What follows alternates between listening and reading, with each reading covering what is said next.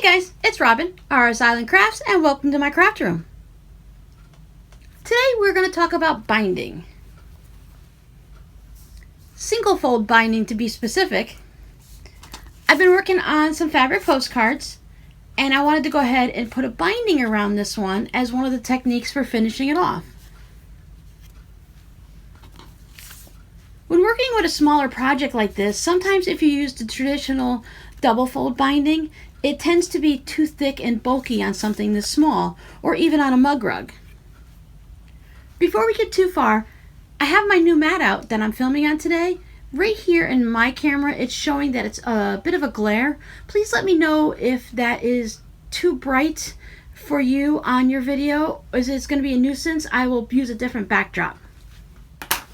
Okay, if you've been with me for a little bit, you remember when we made these mug rugs.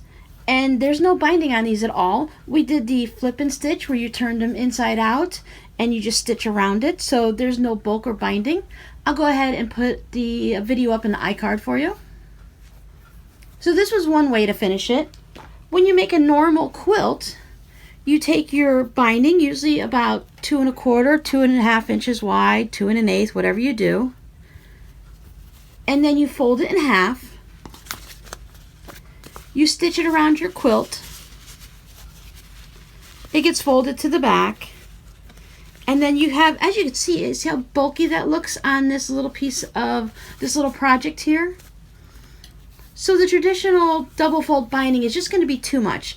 This is good for keeping the edge of your quilt and having some stability for it. So as it's wearing down, it has some layers to wear through.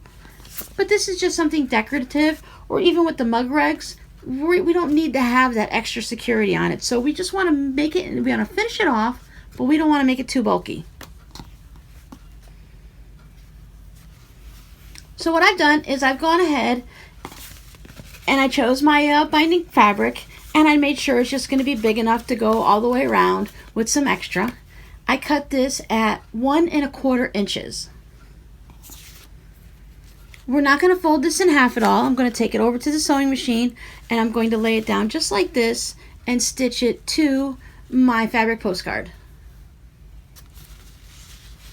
And that way, when we go through the whole process, you'll just have this nice little thin piece that goes around. It won't be very thick at all. So let me just take this over to the sewing machine. I'm just going to stitch around like we do with normal binding. I'm going to go ahead and miter my corners. It's the same exact process as if when you're making a quilt. It's just that we're not folding it over. We're still matching up our edges. We're still stitching 1/4 inch away. And let me show you what that looks like. And there it is, just all stitched around like we normally do. I went ahead and set my corners up to be mitered. I'm stitching through some cardstock on the back of this because it is going to be a postcard. And then I just take my iron from the front and I iron all these pieces over to the back. It's a little bit hard when you're working on something small like this.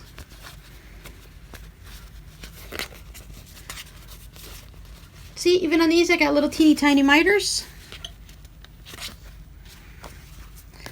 Because of the cardstock, I couldn't move this out to go ahead and stitch it, so I just went ahead and put a little fold in it. And I'm just going to have to make it pretend like it was stitched together. But anyway, once you have it all pressed from the front, and then we're going to go ahead and set up the back. And you can't just fold it over like this because you're going to have a raw edge. If you want a raw edge, you can just stitch along that and then you're done. But what we need to do is to have fabric that does not fray like crazy. We're just going to take this and we're going to fold this up so that the raw edge matches right along the side of our quilt. Now, unfortunately, I chose a color that matches my cardstock really well. But you see how this is just folded right up to match the edge of your quilt.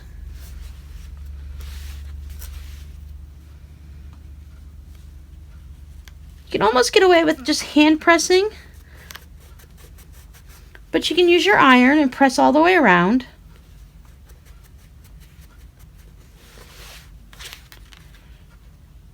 Once again, when we're working with smaller projects like this, it does get a little bit more fiddly. If you're working on a mug rug or a pot holder, it's going to go a lot easier.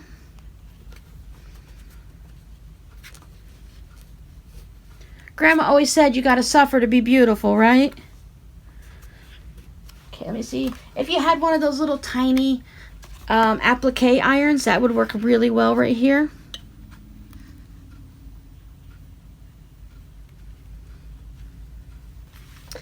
Nope, I think we're just going to have to deal with just having it hand pressed. All right, when you're ready to do the corners, you're going to have this meet up with your quilt here.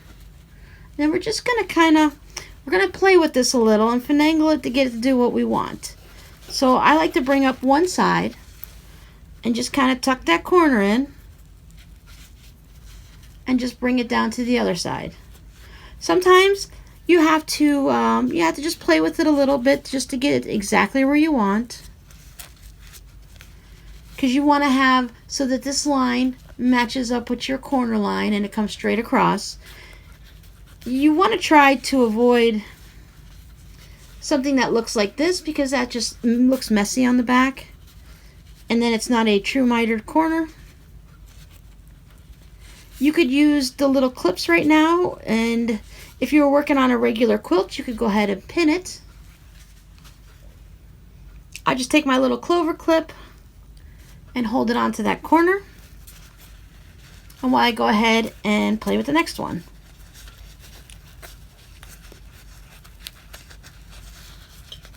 Like I said, it's just manipulating your fabric to get to go where you need it to go. Kind of maybe put your little nail in the corner and hold it down that way. Sometimes it has a lot to do with the second piece. When you pull this first piece over and you're making sure that it's covering up the stitch line from when you put it onto the front, sometimes you have to just take more of this fabric and bring it down. Sometimes you have to take less. So it's all in how this angle is folded, really. So you just play with it a little bit until you get it just where you like it. And before it goes anywhere, jam a clip on it. Oh, look, we got a blue one.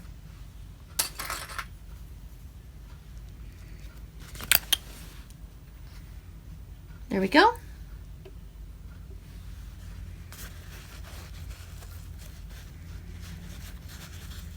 And don't worry, you've got 4 corners that you can practice this on. So bring over the first side over the line. Fold this down. As you get going, it should get quicker and easier. See how fast that one went?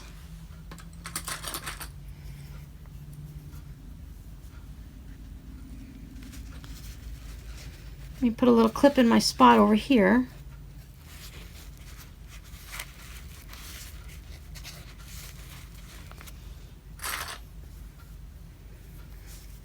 I really love these clover clips. You can just stick them on almost anything. You don't have to worry about them putting holes in your fabric. So if you're working with the clear vinyl, or if you're working with leather, or like this with the cardstock where I don't want to put any extra needles in it.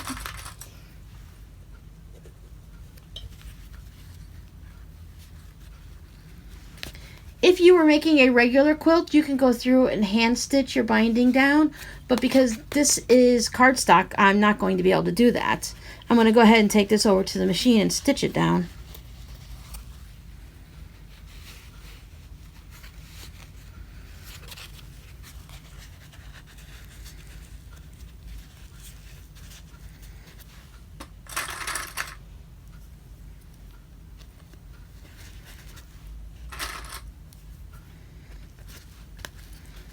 See, nice and quick. It's nothing difficult to it.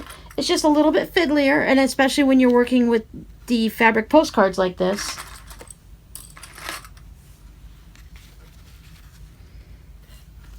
They're not as flexible as a quilt would be, so it's a little bit harder to fiddle with it.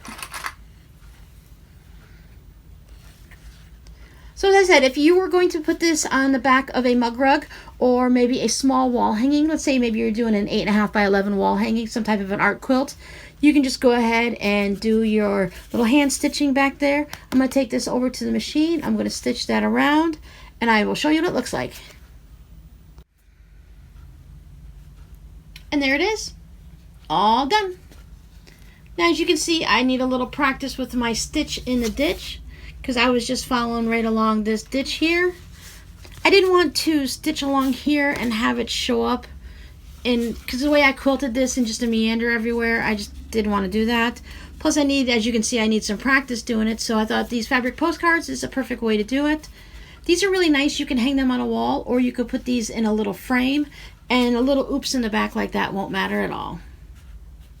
So that's how I do single fold bias binding. I hope that helps you guys out. It makes it nice and thin, like I said. Decreases all that bulk, and you use a lot less fabric too. I hope you guys have a great week, and I'll see you next time. Bye!